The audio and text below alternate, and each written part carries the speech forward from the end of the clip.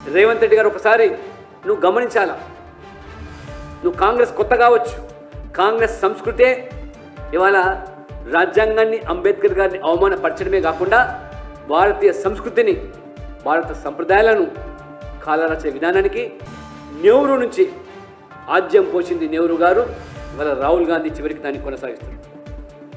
మొదట ప్రధానమంత్రిగా నెహ్రూ గారు రాజ్యాంగాన్ని తూలనాడమే కాకుండా బాబాసాహెబ్ అంబేద్కర్ యొక్క రాజ్యాంగ ప్రతిపైన రామాయణము మహాభారత చిత్రాలు మన సంస్కృతి సాంప్రదాయాలను ప్రతిబింబించే రీతిలో వాటిని అందులో అంబేద్కర్ గారు పొందుపరిస్తే నెహ్రూ గారు వాటిని వెలుగులోనికి రానియకుండా ఏ రకంగా తొక్కిపెట్టి ఆనాడే మీరు ఈ యొక్క ఓటు బ్యాంకు రాజకీయాలకు బీజం వేసింది మీరు.